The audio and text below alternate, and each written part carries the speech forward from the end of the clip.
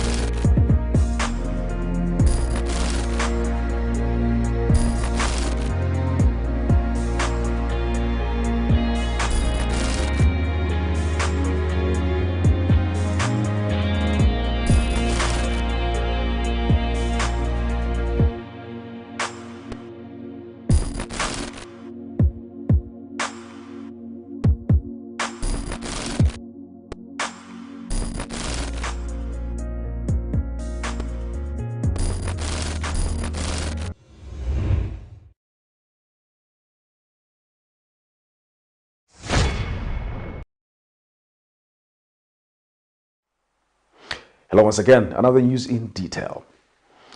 Some truck drivers at Kasumbalesa border post in Chilangwa district have bemoaned the poor state of the road that connects Zambia to Congo, citing poor maintenance and congestion as the major challenges. Speaking to Camnet TV, a truck driver, Naftali Kamonga, says the road network makes it difficult for the transportation of various goods outside the country. He says heavy trucks and personal vehicles, including pedestrians, or use the same road, hence making cross-border trade problematic. The drivers have appealed to the UPND administration to consider expanding and maintaining the roads at the border. More in the following report. The Kasumbalesa border post, situated in Chilangwa district on the Copperbelt province, is one of the busiest borders in Zambia, as it is home to many economic activities that takes place between the country and the Democratic Republic of Congo. For a long time, Zambia and Congo have relied on this border to carry out their trading activities, which are mutually beneficial for both parties. However, Kasumbalesa border faces many challenges in line with inadequate and poor road networks to enable effective and efficient cross-border trade between the said countries. Speaking to Camnet TV, a truck driver, Naftali Kamonga, says drivers are perpetually faced with heavy congestion as the road channels are not only inadequate for heavy truck movement, pedestrians and personal vehicles, but the road is full of potholes, which makes it difficult for them to transport their products. The other end, nakula bana trucks ale from Congo ale ku Zambian side, ale ku East Africa Chingola, yabomsha the other end. Now, ngabaye mini kama truck yapanga queue. Olo yapanga queue maybe from checkpoint yapachi Kasumbalesa petroda ya kunta shkulia. Now I am truck yambia fuma ayarete finto ekishapa Kasumbalesa ashita close to Congo side. It means those trucks will start using the other end, meaning there will be congestion. Even the road is too full of potholes. I cannot even say the tarred road. There's only drivable road. I can just say stones because the road is very, very bad there. Mr. Kamonga laments that drivers are forced to spend nights on the road away from the comfort of their homes without food and proper security. Better. Kazungula, the road is very good compared to Kasumbalesa. There's no congestion in Kazungula. Why? Because the road is very nice, and they have separated the road for the vehicles, for the trucks which is going to Zimbabwe side, and the trucks which is coming to Zambian side. They don't use the same road. That's why there is no congestion in Kasumbalesa. Whilst here in Kasumbalesa, there's nothing like that. And we cannot say the government have done nothing, have done anything. They have done nothing. because congestion is still there. Us truck drivers, we are still suffering, staying in the queue maybe for 5 days, 10 days, depends on the situation. Meanwhile, other drivers have called on the UPND administration to consider maintaining and expanding the road, as it is the only way this challenge can be dealt with. Opening other border posts, because due to the traffic that's here, one of the reasons is that we only have one border post that goes over to the other country, and the roads here aren't that good. As a result, most of the trucks have bend roads. So at least if you want to help us to maintain the roads and at least open other border posts. Messi Chanika reporting for Camnet TV News. The Southern African Alcohol Policy Alliance Zambia has insisted that the government must come up with an alcohol levy to help respond to some negative effects of the commodity. The Southern African Alcohol Policy Alliance Zambia is a consortium of 14 civil society organizations advocating for public health policies and effective enforcement of existing liquor laws. Philip Chimponda, Executive and Clinical Director, Serenity Harm Reduction Program Zambia, says the levy will help the country to maximize domestic revenue collection and minimize dependency on donor aid. Mr. Chimponda says the levy will also complement the implementation of the national alcohol policy. The civil society organization are advocating for a levy because we feel that of late we have seen the increase in the alcohol-related harms, especially among the young people in Zambia.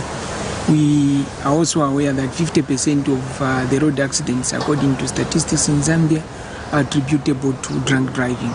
And so we are thinking that this New Dawn government should actually consider introducing an alcohol levy. This alcohol levy is very important because when we look at how this alcohol levy will be utilized, we are looking at a number of things. First of all, these are funds that we mobilize. It is just like any other additional tax that has been imposed or introduced in a number of things. For example, we have tourism levy. We have that levy to support tourism in Zambia. We have the road tax to make sure that our roads are well maintained. We also have carbon tax and so on. So the reason why we are talking about this levy is because we also want to mobilize the resources that will go towards implementing activities that will reduce harmful use of alcohol. We are very happy because this levy, number one, will give us a sustainable resource mobilization strategy that is going to reduce our dependence on donor funding, because every time we want to implement something, we are reaching out to the donors. And so if we introduce this levy, it will help us to reduce on the donor funding dependence syndrome. The Lusaka High Court has constituted a trial within a trial in a case in which former President Edgar Lungu's aide-de-camp Chisanga Chanda is accused of harboring a suspect to decide the admissibility of a confession made in the case. This comes after Mr. Chanda, through his defense counsel Makebi Zulu, claimed in the previous court session that the warn and caution statement was not voluntarily given, hence the need to determine the voluntariness of the same. This is in a matter in which Mr. Chanda is accused of hiding former President Edgar Lungu's Baba, Shabi Chilekwa, at his property while knowing that the same accused person allegedly murdered a person. More in this report. The main trial in the criminal case involving former President Edgar Lungu's aide-de-camp, Chisanga Chanda, is accused of hiding a murder suspect, has been put on hold following an order by the Lusaka High Court to constitute trial within trial in the case. The order by the court comes after Mr. Chanda, through his lead defense counsel Makebi Zulu, claimed in the previous court session that the accused person did not voluntarily give a warn and caution statement to the police, hence the said document could not be produced as evidence, prompting the court to order for trial within trial in a matter to ascertain whether Mr. Chanda gave free and voluntary statement to the police During a warn and caution before his arrest, the case was Wednesday morning adjourned to the 28th of July 2022, when the accused person appeared before Lusaka High Court Judge Ruth Chiwabuka, as the state was not ready to proceed with trial. Trial within trial is a mean trial within the context of the main trial. It is a procedure in the criminal law wherein the confession statement of an accused person is subjected to trial scrutiny so as to determine whether or not the statement was freely and voluntarily made by the accused person to the police. In this matter, Mr. Chandawi's also Copperbelt Deputy Police Commissioner has been slapped with the offense of accessories after the fact to murder, contrary to Section 217 of the Penal Code, Chapter 87 of the Laws of Zambia. Allegations are that Mr. Chanda on October 6, 2019 and February 4, 2022, well knowing that former President Edgar Lungu's Babaman Shabi Chilekwa allegedly murdered a United Party for National Development member, Lawrence Banda, Mr. Chanda is said to have assisted or harbored him. The said Mr. Chilekwa was recently arrested by the police on allegation that he shot dead the said deceased person and one Mr. Banda during the 2019 council chairperson by-elections in Kaoma. Miriam Kaimba, reporting for Camnet TV News. Opposition Patriotic Front Acting Secretary General NICKSON CHILANGWA has appeared for interrogations before the Joint Investigations Team at the Ministry of Home Affairs for a case currently under investigations. Speaking shortly after the interviews, Mr. Chilangwa disclosed that he is being investigated over a complaint that was lodged against him as the Patriotic Front Chief Executive Officer. He was, however, unable to give full details to the investigations on grounds of not preempting the process. Meanwhile, Acting Patriotic Front President Given Lubinda alleges that what is being investigated is the party. More in the following report. Opposition Patriotic Front Member of Parliament for Kawamba constituency, NICKSON CHILANGWA, has appeared before the Joint Investigation Team comprising the Anti-Corruption Commission, Zambia Police and Drug Enforcement Commission for investigations. The former Luapula Province Minister says he appeared before the team after a complaint. Speaking shortly after the interview, which lasted for over an hour, Mr. Chilangwa indicated that he is being investigated on grounds that he is Patriotic Front Acting Secretary General. He could not give more details pertaining the interview at the Ministry of Home Affairs and Internal Security Headquarters in Lusaka, alleging that it would preempt the investigations. Currently, there's a complaint that has been lodged, and so the police are investigating that complaint which has been lodged. Yeah. So now I will not be able to tell you about that complaint until further notice, because this is going to continue. We have to come back here shortly in the next week or so, and because we've given them, I've given them my side of the story, so we're going to come back and to give them more information on what after they've digested what I've given them. So as at now, for the good of these investigations, I think I will not give you the subject matter on which they called me for an interview for. And Acting Patriotic Front President Given Lubinda has firmly indicated that what is being investigated is the party. Mr. Lubinda says the party will only make further and conclusive remarks once the investigations are complete. This is a matter to do with the position that Honorable Chilangwa holds as Chief Executive Officer of the Patriotic Front. So under investigation actually is the Patriotic Front. And like he has said, his legal team has requested for time so that this interview can flow properly. And he will be appearing again before the Joint Investigation Team on the 12th of July. And at that point, I'm sure that we'll be ready to give you the details. For now, we don't want to be preemptive. We would like them to have the time to investigate. At the end of this, you will make a decision. For now, we want to make sure that at the end of it, you... Meanwhile, by broadcast time, the police was yet to issue a statement on the matter. Nelson Zulu for Camnet News in Lusaka. Meanwhile, the opposition Patriotic Front has given Health Minister Sylvia Masebo and Finance Minister Dr. Situmbeko Msokotwane a 48-hour ultimatum to update the nation on an alleged $100 million United States deal to do with the Ministry of Health Infrastructure Development in selected parts of the country, which was allegedly single-sourced. Speaking to the media in Lusaka Wednesday, PF Information and Publicity Chairperson Raphael Nakachinda accuses the duo of engaging in dubious activities. He has challenged the UPND administration to explain to Zambians why it opted to single-source the tender involving huge sums of money. Before broadcast time, our efforts to get the position of the Ministry of Finance and Health, respectively, regarding the allegations made by Mr. Nakachinda could not materialize.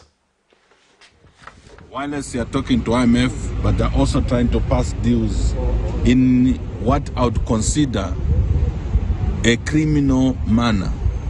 Because in this country, there are no laws, regulations, or any such procedure that would allow for single sourcing for any project or indeed any service to the tune of $100 million. So I challenge Honorable Msokotwane to search his conscience. I challenge Honorable Silva Masewo to search her conscience. I also want to challenge the Republican President Misaka Ndeichilema to also search his conscience and peep into that hot pot whether or not that deal does not exist. Single sourcing for a project or projects that amount to 100 million is a big scandal. So we want Madam Masewo to speak to the Zambian people whether the binoculars lenses are still as effective as it was over the liquidation of KCM matter to do with Mr. Miningo and issues to do with the office of DPP, Attorney General and State House. We have always been accurate in raising issues on behalf of the Zambian people. And Patriotic Front member of the Central Committee, Emmanuel Mwamba, has accused the Drug Enforcement Commission of abusing the laws on anti-money laundering and anti-terrorism financing. Commenting on the Financial Intelligence Report, Mr. Mwamba bemoaned the move by the law enforcement agency to arrest lawyers that were hired by the party to disburse campaign funds to pay media houses and other service providers during the 2021 general election campaign period. He says the actions by the DEC are designed to injure the PF party and punish whoever has been associated with them. Meanwhile, Justice Minister Mulambo Haimbe tells Camnet News that no one is above the law, including the lawyers cited in the FIC Trends report. More in this report. As the fight against corruption intensifies in the country, as promised by the United Party for National Development administration that there will be no sacred cows in the fight against corruption, the opposition Patriotic Front Party, however, expresses concern at the manner at which the law enforcement agencies are conducting investigations. Opposition Patriotic Front member of the Central Committee, Emmanuel Mwamba, accuses the Drug Enforcement Commission of abusing the laws on anti-money laundering and process of crime and are abusing it to tackle the issue of electoral campaign funds. It is very, very important that President Hakainde Hichilema promised that the law will not be used for retribution, for vengeance, and it will not be abused to oppress political opponents. But what we are seeing is exactly that. So the lip service being provided to these issues is just mere rhetoric. We wish that government sticks to the rule of law, ensures that if suspects are arrested, they are speedily brought before court and they are given their day in court. That's what democracy entails. We will not shield any, I should make that very clear, any accused person will not shield if anyone did any criminal offense. All we are saying is, can we follow the rule of law? Mr. Mwamba also expressed his concern about the arrest of a lawyer hired by the party to dispense campaign funds to pay media houses and other service providers during the run-up to the 12th August elections. To express concern on matters that are either under investigations or are in court. I will start with the latest matter in which the lawyer hired by the Patriotic Front to handle payments and campaign bills Madam Anne Mwitwanda law firm, was arrested on Monday and, charged with alleged being found in possession of proceeds of crime.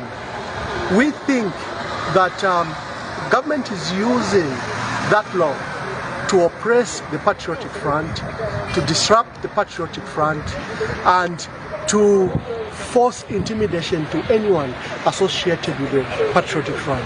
Not long ago, Justice Minister Mulambo Ahimbe was on record saying that no one was above the law, including lawyers cited in the FIC Trends report. On Thursday last week, FIC released its Trends report, Doubled Cash Bonanza, which highlighted the unusual and unprecedented cash transactions from last year as people opted to keep huge sums of money home, which, though not illegal in itself, raised a lot of suspicions.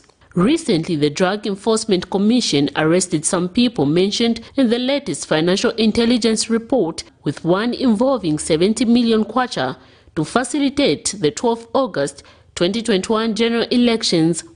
We've seen in this current report that there has been certain law firms that have been implicated. I think the President has put it very clear. There is no question about it, and that will give the policy position that we're taking as government. There is no sacred cow. Talking about the legal profession in particular, you will appreciate and understand that we are expected to hold a certain level of confidence in terms of the people that we serve. If we start to get involved in matters that are less than above board, then it becomes a problem, and we as government are concerned. Miriam Kaimbaha reporting for Camnet TV News.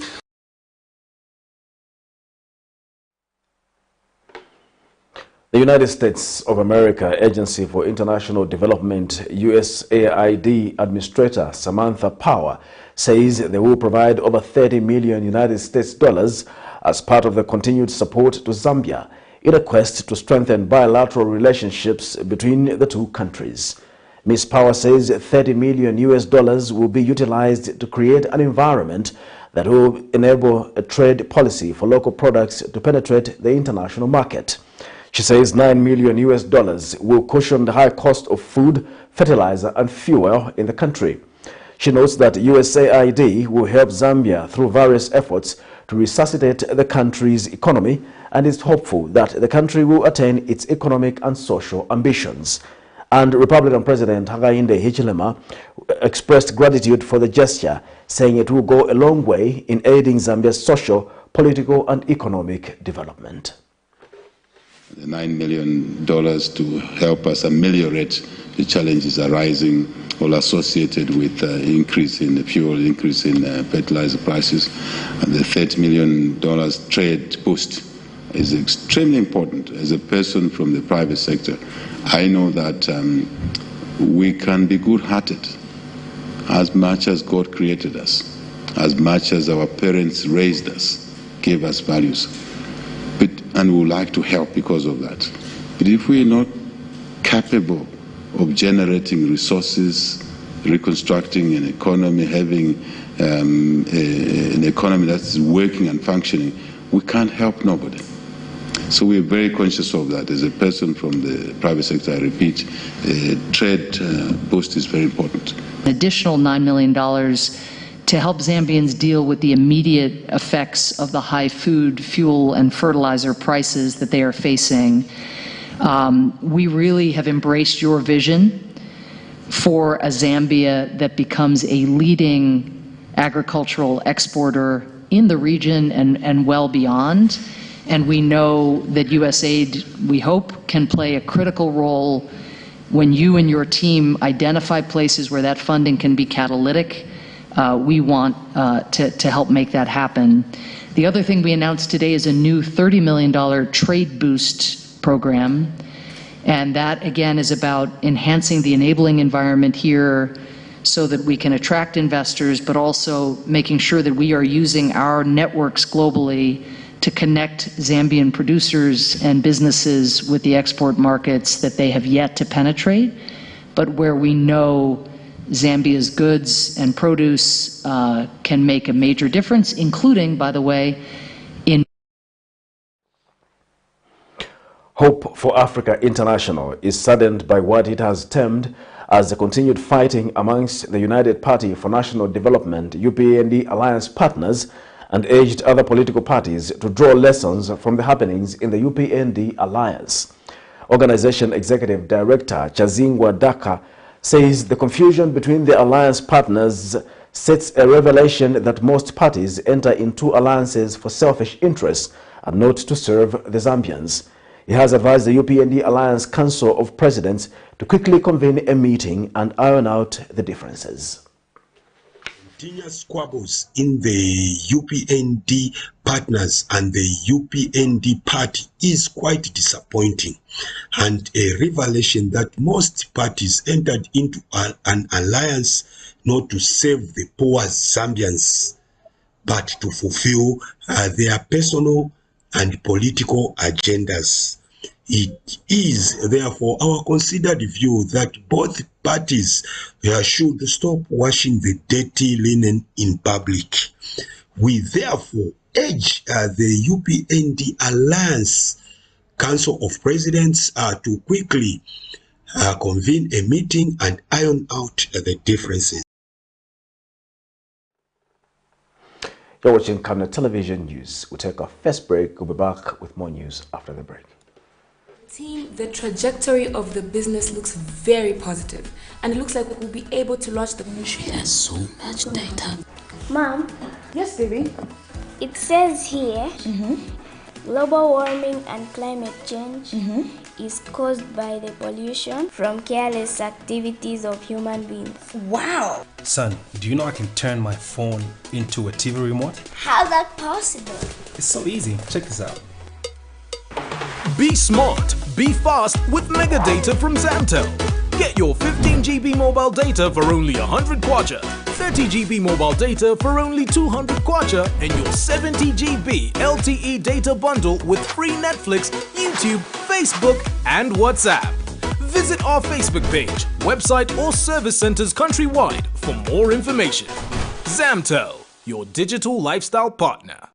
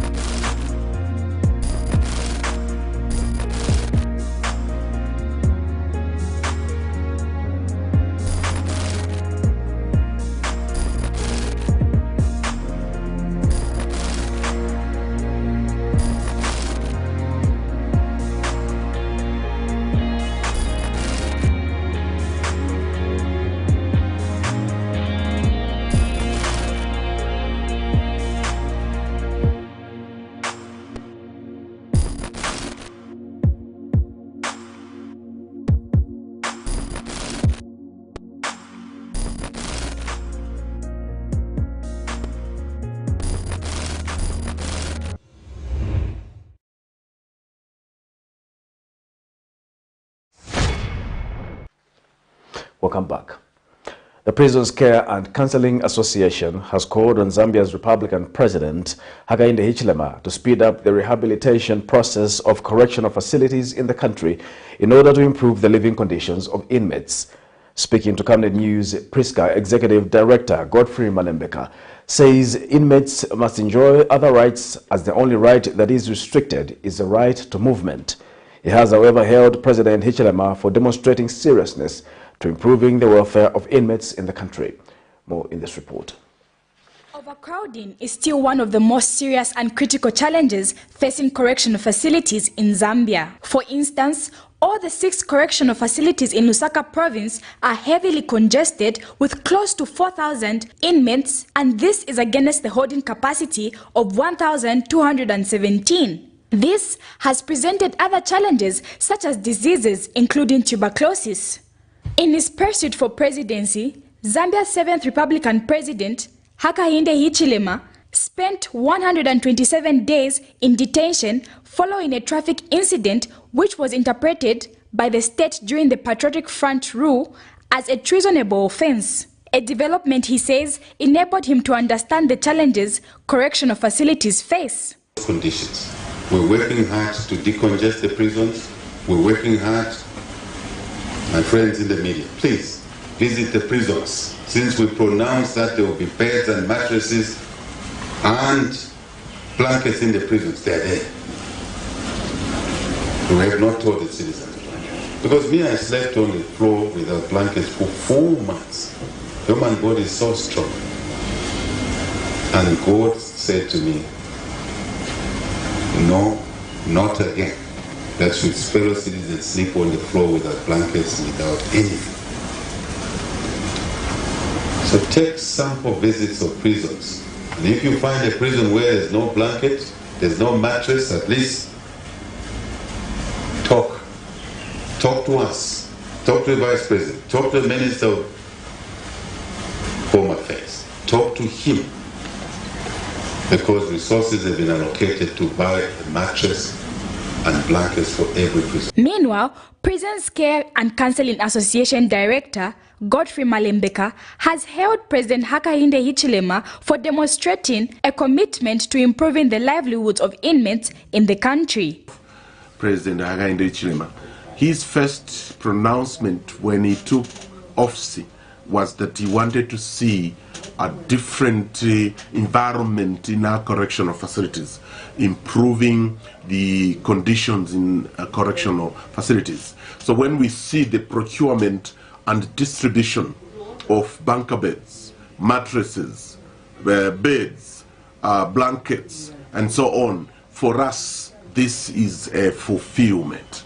It is so fulfilling. He has fulfilled the pledge he made, probably because he was there. What I want to say is that we will be very, very happy and even happier if the new Dawn government will speed up the process of rehabilitating, creating more space, because our correctional facilities are still congested.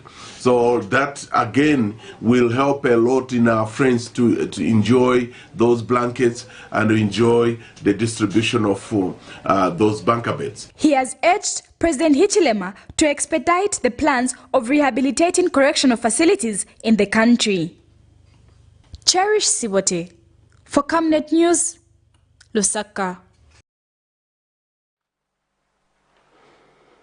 A 13-year-old girl, Namasiku Nwanga, has been denied enrollment into grade 1 at Tapo Primary School in Mongu District of Western Province. A neighbor to the girl, Edna Abatali, is saddened and concerned that the move undermines her right to education. Ms. Abatali notes that authorities declined her admission back into school because she was too old to be enrolled. Meanwhile, UPND Mongu Central Member of Parliament, Oliver Amutike, has demanded an immediate solution to enable children with varying challenges to be accepted back into school unreservedly. More in the following report.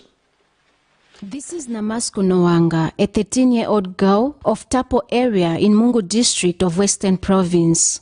At the age of 13 and with the introduction of free education by the new administration, Nwanga has been denied access to education because of her age. Namasiku, whose age mates are doing grade 6 at Tapo Primary School, has dropped out of school due to lack of financial support by her parents. Her neighbor, Edna Ambatali, stressed that if Namasiku is not allowed to enjoy the benefits of free education, she would soon succumb to child marriages and early child pregnancies, the vices that the government has waged war against.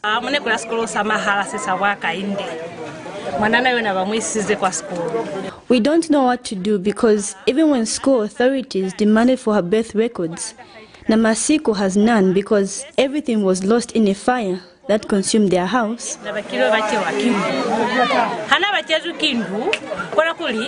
5 year high,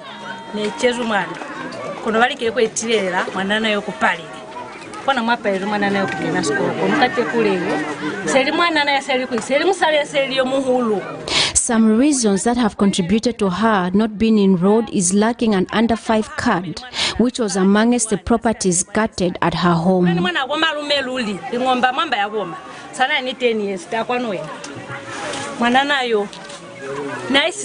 nephew Silve Songula, who is only 10 years old, Sibesongula also was deprived of the right to free education for the same reason as Namasiku. We are calling on government to come to our aid.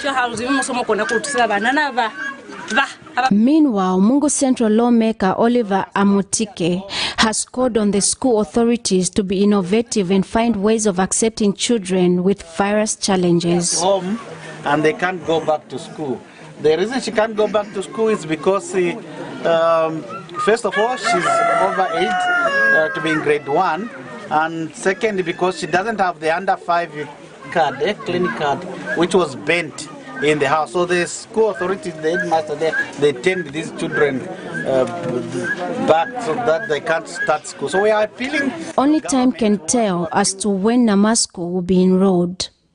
Blessings Chakwila, Camnet News.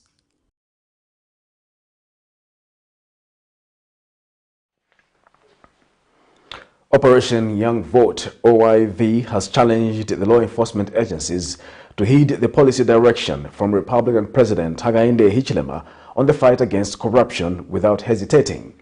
OIV Programs Officer Philip Sakala says the agencies mandated to fight corruption should do so professionally and with integrity without any form of political interference. Mr. Sakala says apprehending individuals suspected of engaging in corrupt activities and recovery of stolen resources will restore confidence and hope in the fight against graft in the country. He, however, says that his organization condemns statements from some sections of society alleging that the fight against corruption in the country is tribal. This is Camnet Television News. We take our second and final break. We'll be back with international and sports news. Your skin is the biggest muscle in your body. That's why we make sure that Oracle is #1 when it comes to taking care of your precious skin. Oracle Pure Petroleum Jelly and Glycerin soothes, moisturizes and keeps your skin perfect. Oracle Pure Petroleum products for that perfect skin.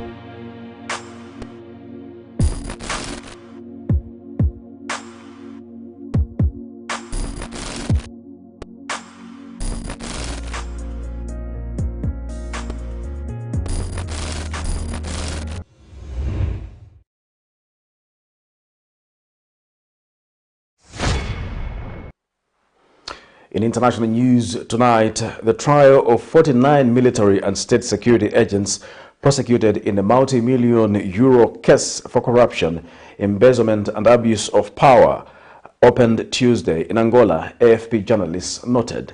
According to the prosecutor's office, this case could have cost more than 52 million euros to the state.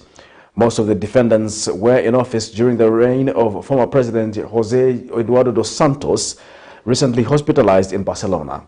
In power for 38 years, the former head of state is accused of having ruined the country for his personal enrichment and that of his family. In other international news, clashes have been reported at the disputed AL-FASHAGA border area between Sudanese army and that of Ethiopia following the alleged capture, execution and public display of the bodies of 7 soldiers and a civilian killed over the weekend. For more in international news, here's a roundup.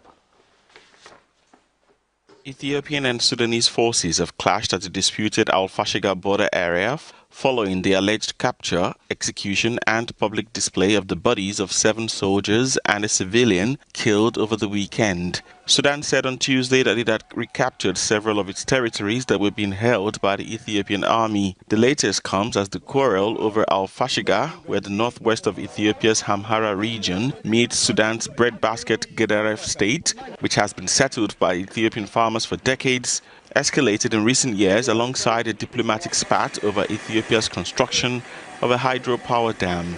On Tuesday, a group consisting of activists and members of the press gathered in front of the Ethiopian embassy in the capital, Khartoum, with banners reading, "Al-FASHAGA belongs to Sudan." Sudan accuses Ethiopian troops of capturing and executing its 7 soldiers, but Addis Ababa has denied the allegations and instead accused Sudanese soldiers of encroaching into its territory.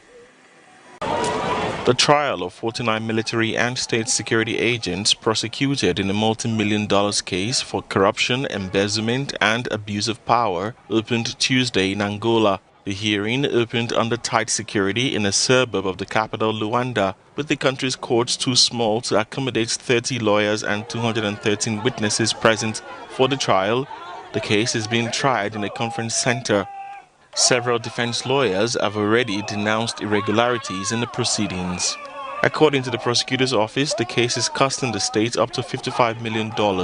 Most of the defendants were in office during the reign of former President José Eduardo dos Santos, recently hospitalized in Barcelona. In power for 38 years, the former head of state is accused of having ruined the country for his personal enrichment and that of his family. Since 2017, his successor, João Lourenço, launched a massive anti-corruption campaign.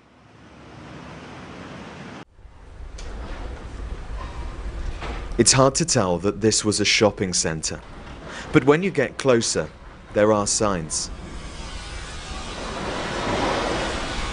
Russia admits it fired missiles yesterday, but says they only landed nearby, and then a fire spread here, to what it claims was an empty building. Everyone we met today said all that is lies. I saw the fire and a lot of people from here, just running. Danny was in his coffee shop opposite. You run into safety place and listen children's, girls, a lot of screams. As we finish talking, another warning. Well, the sirens are blaring once again. The emergency services are continuing their work. Everyone else, though, is now trying to take shelter wherever they can. There's a bunker close by. Inside, we find the man responsible for the security of Ukraine. Your country has had 4 months of Russian attack. We're talking in an underground bunker. There's another alert at this moment. When does this stop? How can this stop? I think it should be put in death. By our efforts or by efforts of Russian people. And do you think Putin's death will be soon? I hope it. A short drive away, they were treating the injured from yesterday's attack. Sales assistant Maxim tells us there were about 100 customers in his store, but doesn't remember anything after the strike. His wife Victoria, though, can recall everything. She explains that she called her husband, who said he was trapped in the fire and smoke and couldn't escape, but somehow he did. Russia claims its missiles actually hit this nearby factory because it was storing American and European military supplies. So we asked the Ukrainian emergency services if we could visit. Russia says that there were weapons and ammunition from Western countries in this factory. Is that true? Absolutely not. It is a place for making road equipment, machines for road construction. There is also a greenhouse nearby where the workers grow cucumbers. Back at the shopping centre, we're invited inside to witness the destruction. Well, we've just been told that this area was home to a number of different shops.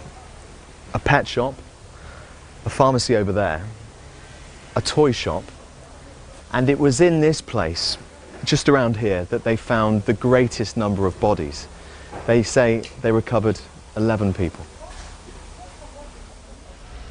G7 leaders say the attack on this shopping centre was a war crime. Ukraine says it's terrorism. And Russia continues to claim that it doesn't target civilians. Nick Beek, BBC News, Kremenchuk.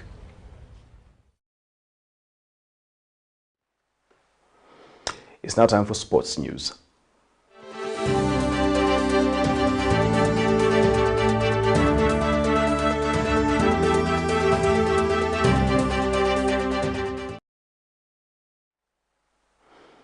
The Zambia Sports Fans Association patron Peter Makembo has challenged the women's national team to improve their performance ahead of the Women's Africa Cup of Nations. Makembo says the results of the friendly international game between Zambia and Uganda, where the Copper Queens lost to Uganda by 5-0, shows that the team needs to put in more effort. Makembo adds that going forward, the team should be coordinated and not work in isolation, as this will boost the morale on the pitch. More in the following report.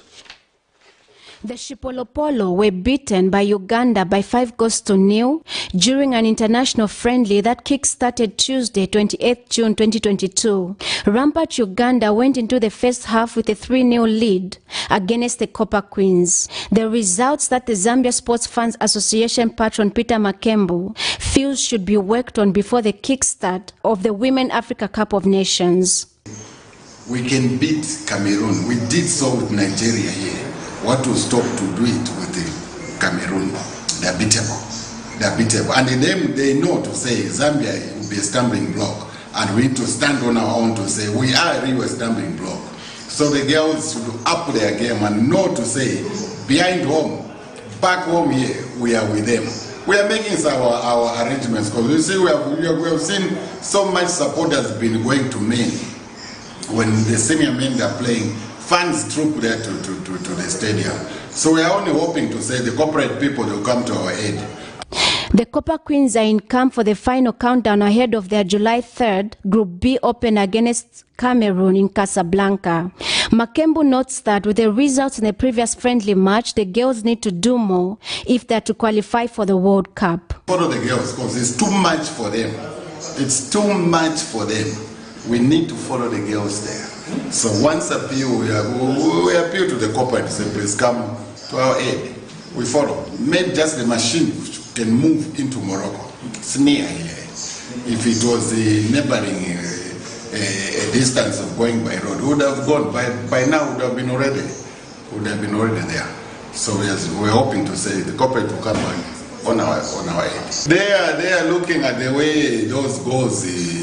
We didn't watch the game because it was not being live. Just to be scored, those goals, it will tell you to say teamwork. Teamwork. It's the main point there.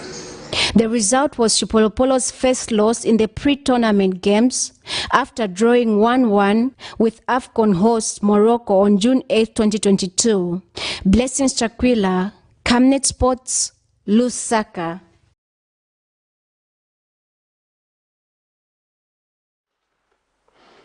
And now in boxing news, Oriental Quarries Boxing Promotion Operations Manager Christopher Malunga says the introduction of provincial boxing promotions will boost the sport at the grassroots level. Speaking to the media, Malunga notes that a lot of young people will develop an interest in boxing because the tournaments will be within their various localities. Malunga says young people should make use of the opportunity and expose their hidden talents. Promotion. We have 4 more promotions to take place this year, and the second one now will be in Kasumbalesa, then the other one in Mansa, then we'll come to Solwezi, then the last one will be in Livingstone. The purpose of promoting into these rural parts of other provinces, in short, is that it was very, very dangerous for the promoters or people in sport just to concentrate along the line of rail. We think Zambia is bigger than than southern and central and copper belt.